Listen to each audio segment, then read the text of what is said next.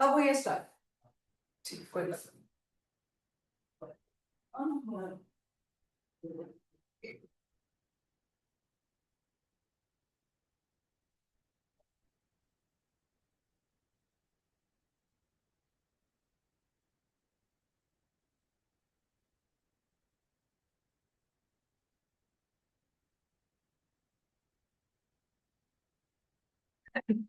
I think blur नजर आ रहा होगा सबको ना, ये स्क्रीन नॉर्मल होने में टाइम लगेगा।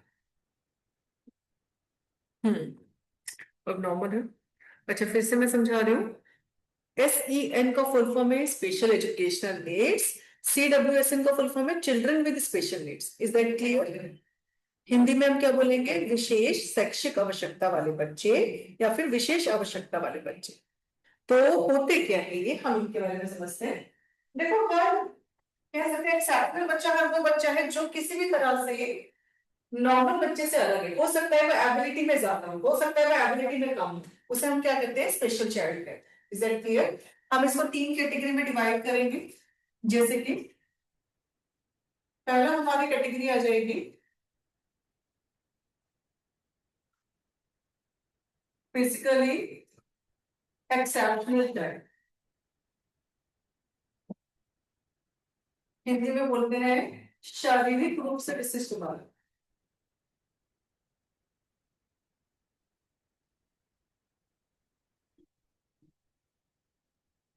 शारीरिक रूप से विशिष्ट बालक। सेकंड हमारी कैटेगरी आ जाएगी इंटेलेक्चुअली। Intellectually exceptional children. इसे हिंदी में हम कहते हैं बौद्धिक रूप से, लिख लेना, मैं हिंदी में डिस्क्राइब मतलब बोल रही हूँ, लिख लेना। बौद्धिक रूप से विशिष्ट बालक। बौद्धिक रूप से विशिष्ट बालक। और तीसरा कैटेगरी हमारा आ जाएगा सोशली एक्सेप्शनल चिल्ड्रन। सामाजिक रूप से विशिष्ट बालक, ये हो गया सामाजिक रूप से, ये हो गया बौद्धिक रूप से। ये बना लिया सबने? अब फिजिकली एक्सेप्शनल चिल्ड्रन जो होते हैं इनको भी हम आगे बात करेंगे। इसमें कौन सी कैटेगरी आ जाएगी? सबसे पहला है विजुअल इंपेयरमेंट। आपका पहला भी इसमें, इसके डिफाइन करने के बाद शायद सेकंड या थर्ड क्वेश्चन यही है। विजुअल इंपेयरमेंट, दृष्टि बाधिता। सेकंड लिखो हियरिंग इंपेयरमेंट, ये भी आपको मिल जाएगा। सब कहते हैं श्रव्य बाधिता। अगला आ जाएगा लोकोमोटर, विकलांगता। देखिए,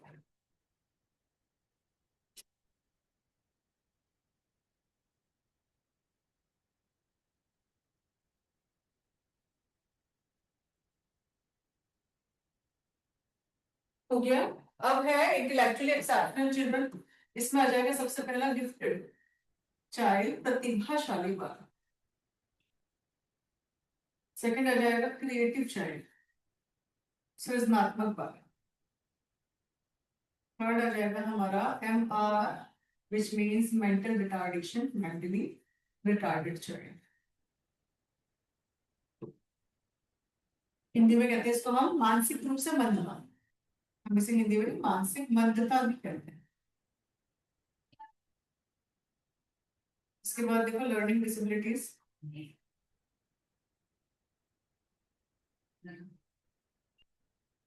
अभिगम अक्षमता।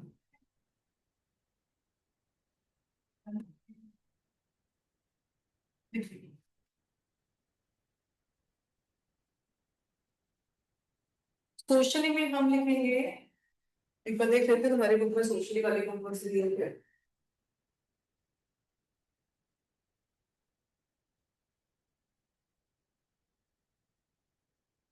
बिल्कुल वाला नहीं दिया, छोड़ो। नहीं दिया सोशल नहीं दिया, कोई कैटेगरी में डिफाइन किया। ठीक है, सोशल वाला हटा देते हैं, नहीं दिया। इसमें हमारे पास AS3 आ जाता है, जुवेनाइल आ जाता है, तो इसको हटा दो ही में कैटेगरी में डिवाइड करेंगे। लिख लिया सबने? बड़े आगे समझाना शुरू करो।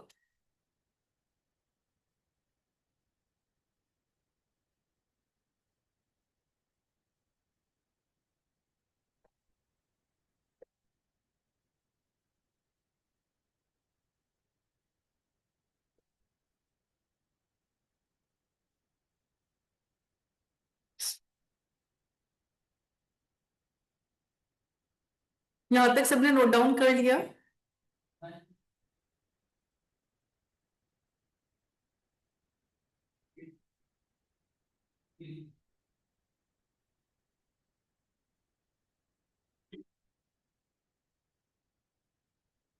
चलिए आगे बढ़ते हैं। तो इसमें विजुअल इंपेयरमेंट हम पहले डिस्कस करेंगे। तो सबसे पहला है विजुअल इंपेयरमेंट। विजुअल इंपेयरमेंट क्या होता है, इसको हम दो कैटेगरी में डिवाइड करके पढ़ेंगे। विजुअल इंपेयरमेंट दो तरह का होता है। इसका हमारा आंसर दिया हुआ है, पेज नंबर बता देते हैं।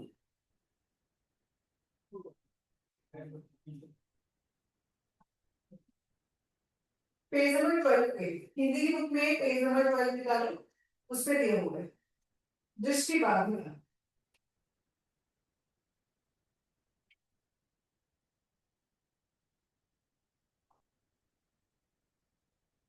बौद्धिक मानसिक दृष्टि से एक सेकंड तो शायद लिखेगा नहीं, पेज नंबर से आप निकालेंगे हिंदी की बुक में 16 निकालना है, ठीक है। वो आप विजुअली और विजुअली किसे कहते हैं, हिंदी की बुक में 16 पेज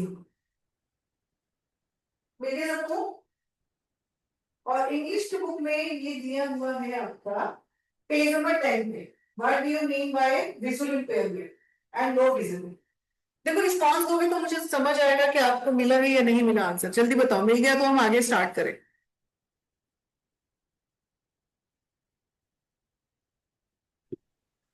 यस मैम। ठीक है।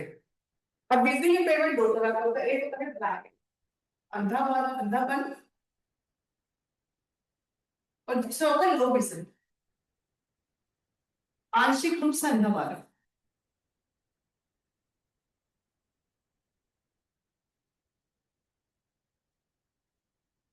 अंधापन क्या होता है? अंधापन में बेसिकली हमारा जो रीजन, देखो कहती है आपका ऐसे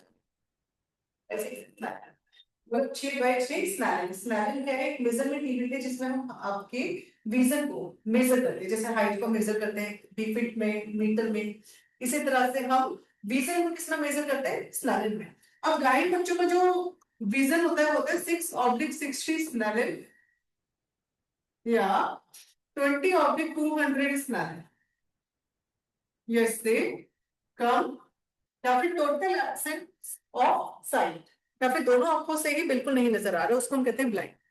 इसका सिंपल सा मतलब है कि कोई भी चीज अगर आपके, देखिए हमारे सेंसेस की मोडालिटी होती है, एक लिमिट होती है हमारे सेंसेस की।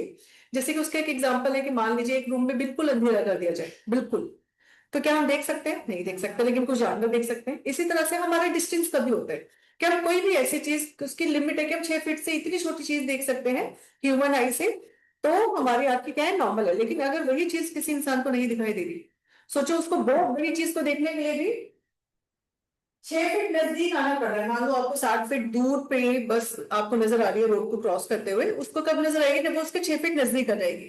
तो सरकार ने कहा ये विजन भी उसके किसी काम का नहीं है, ठीक है। तो इसका जो हम देखेंगे लीगल टर्म है दैट इज 6/60 स्नैरिंग या 20/200 स्नैरिंग, ये डिस्टेंस के लिए है। लेकिन अगर हम यहाँ पे डिग्री की बात करें तो हमें दोनों आंखों से 180 डिग्री दिखाई देता है। तो अगर किसी को 10 डिग्री या इससे कम दिखाई दे रहा है तो वो भी ब्लाइंड माना जाएगा, ठीक है, लिख लीजिए। तो ब्लाइंड बच्चों की एजुकेशन कैसे होनी चाहिए? ब्लाइंड बच्चों की एजुकेशन होती है ब्रेल से। तो ब्लाइंड बच्चों की एजुकेशन हम कैसे देंगे? ब्रेल, ब्रेल लुइस ब्रेल ने इन्वेंट की थी, जो कि 6 डॉट्स पर एम्बोस फॉर्म पे बेस्ड है, जिसको हम ऐसे छूकर समझ सकते हैं। दूसरा, हम यहाँ पे टेलर्स फ्रेम यूज करते हैं, टेलर्स फ्रेम। टेलर्स फ्रेम का मतलब हो गया, ये ब्लाइंड बच्चों को गणित पढ़ाने के लिए यूज किया जाता है। और क्या यूज कर सकते हैं? अबेकस। अबेकस बनाया ही गया था ब्लाइंड बच्चों को गणित पढ़ाने के लिए, बाद में इसको छोटे बच्चों के लिए अप्लाई कर दिया। और जितने भी हमारे टेक्टाइल एड हैं, टेक्टाइल एड जिसको भी स्पर्श आधारित सामग्री, जो बच्चा चीजों को छूकर सीख सकता है, वो सब इसमें आ जाएंगे। 3D ऑब्जेक्ट्स इसमें आ जाएंगे। तो इनका हम एजुकेशन कैसे देंगे? ये सारे पॉइंट्स दिख रहे हैं, इनको शिक्षा देने के लिए हम Braille, Taylor's frame, abacus, tactile and 3D objects को यूज कर सकते हैं। और ज्यादा से ज्यादा बोलिए, क्योंकि देख नहीं सकते, सुन तो सकते ही हैं। Is that clear? यहां तक सबको समझ आ गया?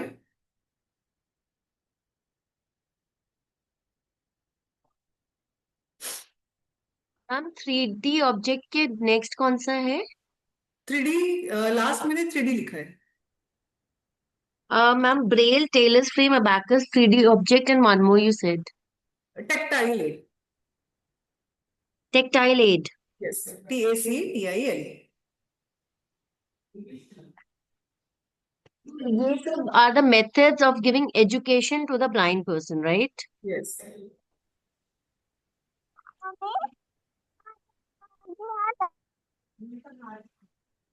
डन। अब लो विजन क्या होता है? कोई कोई बताएगा मुझे, लो विजन किसे कहते हैं?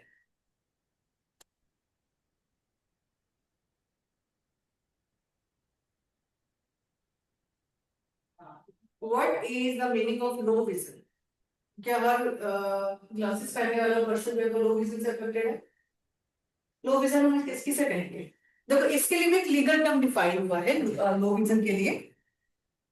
अगर किसी का विजन 20/70 स्नेलन, ये इससे कम है, लेकिन मोर देन 16/60 स्नेलन, ये वाले टर्म से ज्यादा है, तो उसको हम कहते हैं लो विजन। आपने कुछ बच्चे देखे होंगे, बहुत ही मोटे मोटे ग्लासेस उन्होंने पहने होते हैं, देखा होगा ना, बहुत ही, उसमें आईज बहुत बड़ी नजर आती है, तो उनको हम लो विजन में रखते हैं उन बच्चों को।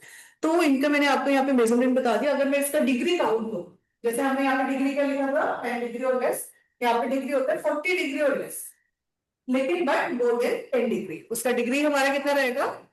40 डिग्री से कम और 10 डिग्री से ज्यादा। क्लियर है? तो दोनों आंखों से हम कितना देख पाते हैं? अगर हम गर्दन को मूव ना करें तो 180, एक आंख से 90 डिग्री। तो अगर बच्चा जो है उसकी आई बॉल्स की मूवमेंट के साथ प्रॉब्लम है, कुछ भी प्रॉब्लम है, और वो सिर्फ 40 डिग्री से कम देख पा रहा है, तो उसको हम किस में रखेंगे? लो विजन में रखेंगे। अब ऐसे बच्चों को हम ब्रेल से तो नहीं पढ़ा सकते, देख पा रहे हैं, लेकिन उसकी एक लिमिट है। हम इन बच्चों के लिए क्या करेंगे? इनको हम इंक्लूसिव एजुकेशन प्रोवाइड कर सकते हैं, सबके साथ कर सकते हैं। बस थोड़ा सा ध्यान में रखना होगा, इनको आगे सीट पर बिठाइए। Font size we should increase. Font size, font size एक लिमिट है इसका भी। नॉर्मल फॉन्ट साइज होता है हमारा 14, हम इसको बढ़ाकर 18 to 24 तक ला सकते हैं। फॉन्ट साइज मतलब शब्दों का आकार, अक्षरों का आकार। ठीक है, तो फॉन्ट साइज को इंक्रीज कर दीजिए। इसके अलावा जो आपका क्लासरूम है, उसमें जो दीवारें हैं, जो वॉल्स हैं, ये सब थोड़ा हल्के कलर्स होने चाहिए, लाइट कलर्स। आर्टिफिशियल लाइट ना हो, नेचुरल लाइट हो, तो ये बच्चे आराम से किसी भी बच्चे के साथ सीख सकते हैं। इंक्लूसिव एजुकेशन हम इनको प्रोवाइड कर सकते हैं। डन।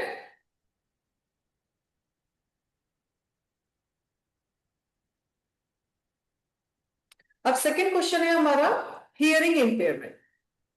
यहां तक हो गया? नोट डाउन किया सबने? नेक्स्ट है हमारा hearing impairment. Hearing impairment which means किससे रिलेटेड है? हमारे ऑडियो सेंसेस से रिलेटेड, मतलब बच्चे को सुनने में प्रॉब्लम हो रही है, उससे रिलेटेड। हियरिंग इम्पेयरमेंट को भी हम इस तरह से कैटेगराइज कर देंगे।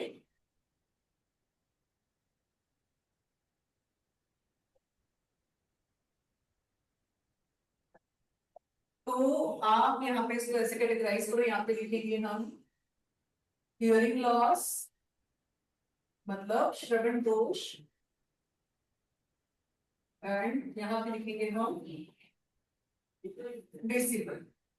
हम इसे लिखते हैं छोटा डी बड़ा डी। डेसिबल क्या है? जैसे अभी हमने विजन को मेजर किया था किसमें? स्नायु में। ऐसे हम हियरिंग को किसमें मेजर करते हैं? डेसिबल। छोटा डी बड़ा डी, देखिएगा।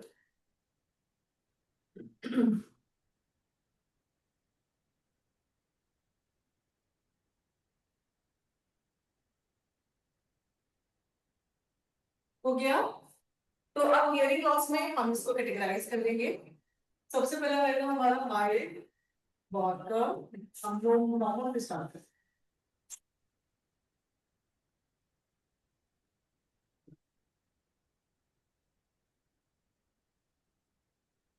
Second one is mild, Bowker.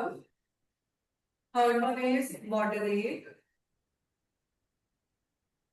Madhyam. Fourth is severe, Gambhir, and last one is profound. इनका हम इसका रेंज मेंशन करेंगे 0 to 20 डिग्री, 20 से 40 हो गया हमारा, 40 to 70, 70 to 90 and 90 degree up.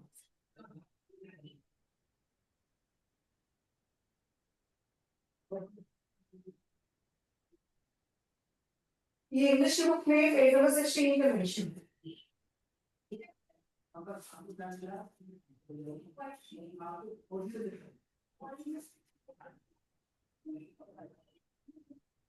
ये मैंने जैसे मेंशन किया इसको लिख लेना, उसमें रेंज जो है वो 26 to 54, ये याद करना मुश्किल होगा, इतना याद कर लेना। मैंने लमसम यहाँ पे मेंशन कर दिया, इजीली आप इसको रिटेन कर सकते हो।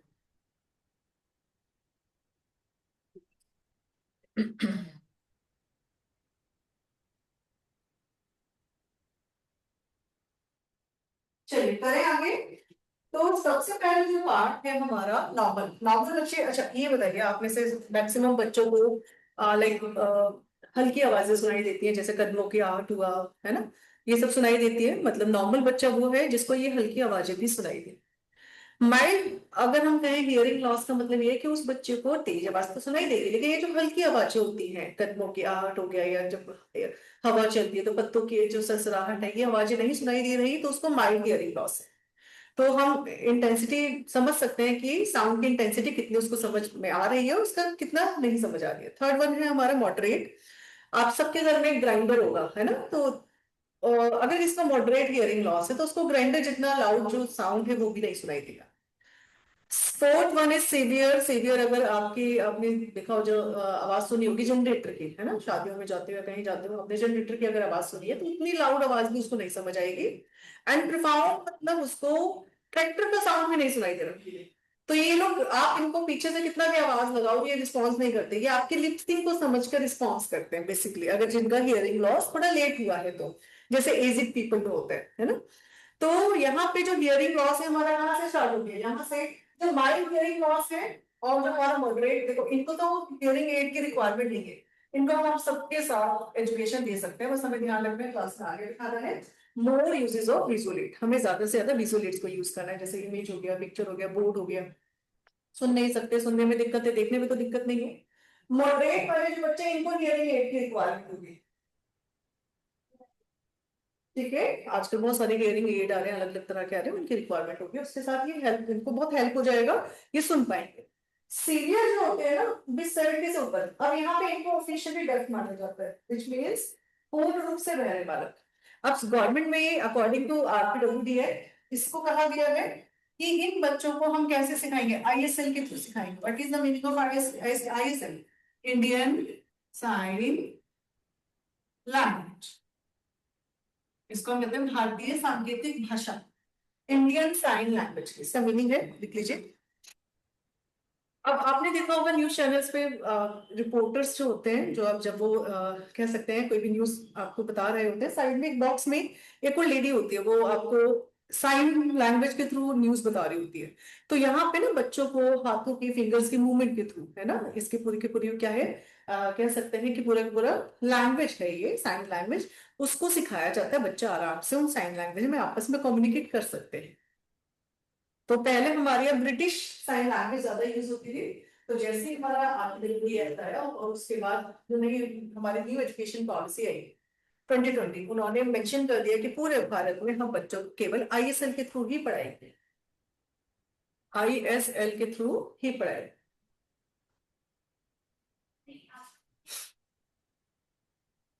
देन बहुत सारे तरीके हैं, आईएसएल हो गया, दूसरा हो गया मोर यूजेस ऑफ विजुअल एड, तीसरा हो गया बॉडी जेस्चर भी लोग समझते हैं तो इनको बॉडी जेस्चर को ये करना सिखाना चाहिए।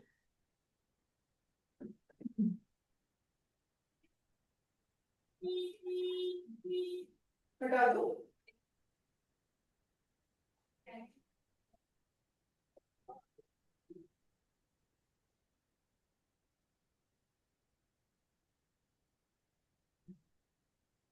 अब यहाँ पे कई बार ना ब्लाइंडनेस के रीजन क्या है, अभी बताइए वो कौन से फैक्टर्स है जिसकी वजह से ब्लाइंडनेस हो सकता है या विजुअल इंपेयरमेंट हो सकता है, हियरिंग इंपेयरमेंट हो सकता है।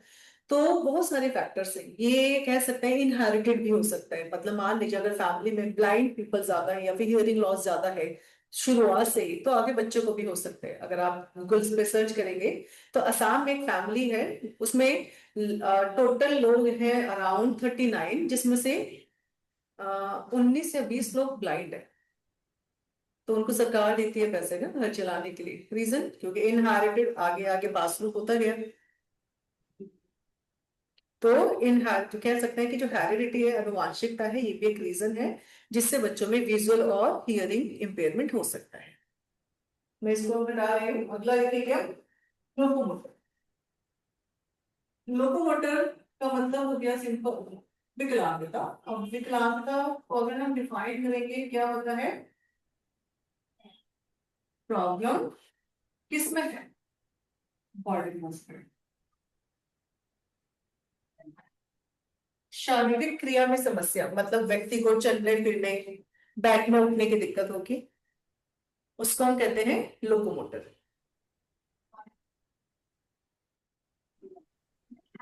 एंड तुमने देखा लोकोमोटर कई तरह का होता है, कभी पोलियो से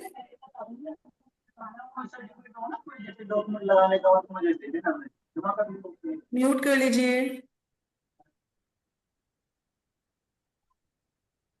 अच्छा मैंने पूछा यहाँ पे आप में से किसी ने पोलियो के बारे में सुना है? अरे सबने सुना होगा। तो इसमें कौन कौन से टाइप्स होते हैं, इसमें हमारा पोलियो, सीपी, सीपी मतलब सेरेब्रल पैल्सी,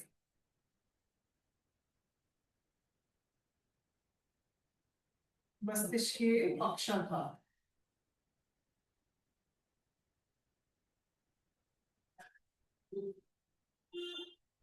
मस्तिष्क की स्पेलिंग मुझे गलत लग रही है, देख लेना। अगला है पोलियो हो गया, सीपी हो गया। इसके अलावा हमारा इसमें ड्वार्फिज्म भी चला जाता है, इसको हम कहते हैं मोटापन। इसके अलावा इसमें हमारा ऑर्थोपेडिक इंपेयरमेंट भी जाता है।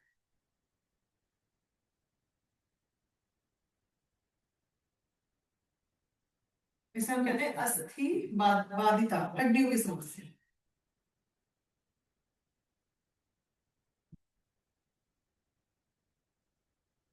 हड्डियों की समस्या, हड्डियां होगी ना टेढ़ी मेढ़ी, वो इसमें आ जाएंगी। और हमने कितने लिखी है इसमें, 4। इसमें एक और आता है मस्कुलर डिस्ट्रॉफी।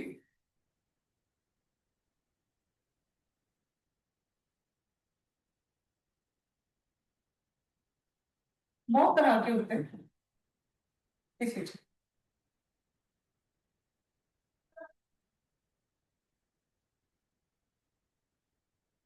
ऐसे लिखते हैं मस्तिष्क, आई थिंक अभी मैं इधर आया तो शायद।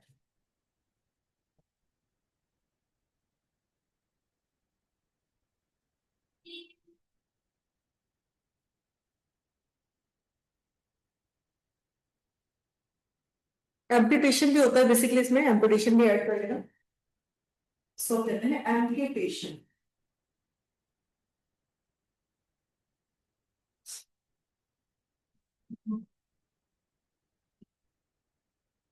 एम्पुटेशन लिख लीजिए, AMPUTATION, इसको कहते हैं एम्पुटेशन।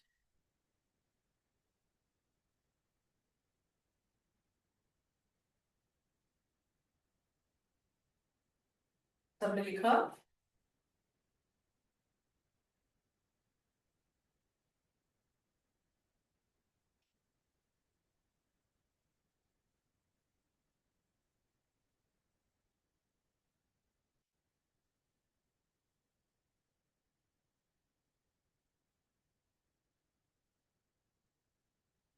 समझाना शुरू करो। ओके, पोलियो क्या होता है?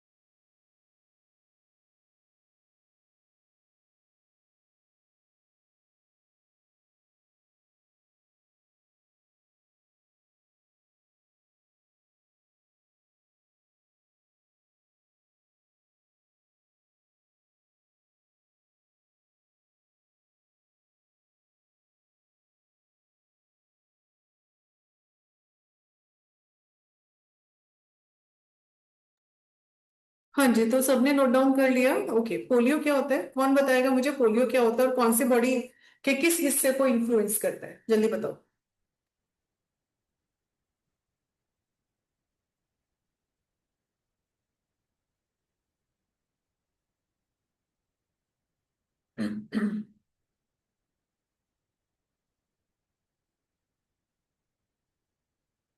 बताओ पोलियो क्या होता है? किसी को नहीं पता मतलब?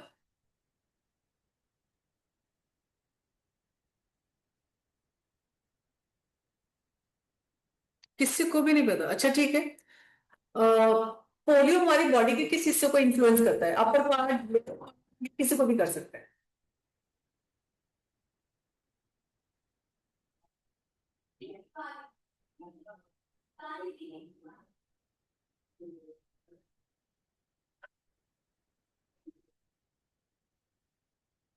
नहीं, मैं आगे क्लास कंटिन्यू नहीं करूंगी जब तक मुझे रिस्पांस नहीं मिलेगा। पोलियो ज्यादातर बच्चों को होता है। हम्म। वो और बच्चों के डेवलपमेंट जो है बाधा लाती है। नहीं नहीं, ठीक है, बच्चों को होता है, करेक्ट है। लेकिन ये हमारे बॉडी के किस हिस्से को इन्फ्लुएंस करता है? अपर पार्ट, लोअर पार्ट, या किसी को भी कर सकता है? लोअर पार्ट को ज्यादा लोअर करता है। पार्ट को, पैरों को। स्पाइन को इन्फ्लुएंस करता है। ठीक है, पोलियो जो होता है, इसके वायरस नेम ही पोलियो है बेसिकली। पोलियो वायरस कहा जाता है, वो हमारी बॉडी के लोअर पार्ट को इन्फ्लुएंस करता है, स्पाइन को, जिससे बच्चे के पैरों में समस्या हो जाती है। पांच पैरों में साल तक के समस्या बच्चे। होती है। हम्म। पोलियो का इंजेक्शन लगता है। उसको हम कहते हैं ओपीवी, ओरल पोलियो ये वैक्सीन। दो बूंद जिंदगी की, जिसे आप बोलते हो ना, बेसिकली ओपीवी कहा जाता है, ओरल पोलियो वैक्सीन। तो पोलियो जिसमें शरीर का निचला हिस्सा प्रभावित होता है। सीपी का मतलब हो गया सेरेब्रल पाल्सी, विच मीन्स कि बच्चे के ब्रेन में, जो देखिए हमारा ब्रेन बहुत ही कॉम्प्लेक्स तरीके से बना हुआ है, हर चीज के लिए अलग अलग हिस्सा काम करता है। जैसे अगर मैं मेमोरी की बात करूँ तो हिप्पोकैम्पस, और हमारे इमोशंस के लिए हाइपोथैलेमस, बहुत अलग अलग है। बेसल एरिया और हमारा सेरेब्रम जो होता है, बेसिकली हमारे फिजिकल मूवमेंट के लिए काम करते हैं, है ना। ये हिस्सा अगर यहाँ पे ब्लड का क्लॉट आ जाए, चोट लग जाए, जिसकी वजह से क्या हो सकता है? सेरेब्रल पाल्सी हो सकता है, जिस जो डैमेज हुआ है ब्रेन, लेकिन उसका इन्फ्लुएंस बॉडी पे पड़ा है, बॉडी सही तरह से रिस्पॉन्स नहीं करेगी। डॉर्फिज्म होता है बोनापन। अगर किसी एडल्ट की हाइट 4 फीट 10 इंच से कम है तो उसको बोना व्यक्ति कहा जाता है। ठीक है, तो कहीं ना कहीं हाइट कम होने की वजह से भी जो फिजिकल स्किल है एक नॉर्मल व्यक्ति की जितना नहीं हो पाती है। ऑर्थोपेडिक इंपेयरमेंट का मतलब हो गया हड्डियों का टेढ़ा मेढ़ा होना, छोटा बड़ा होना, जिससे भी बच्चे को फिजिकल इंपेयरमेंट हो सकती है। मस्कुलर डिस्ट्रॉफी एक इनहेरिटेड डिसऑर्डर है। इनहेरिटेड मतलब एक फैमिली से आगे की जो पीढ़ी है उसमें ट्रांसफर हो सकता है।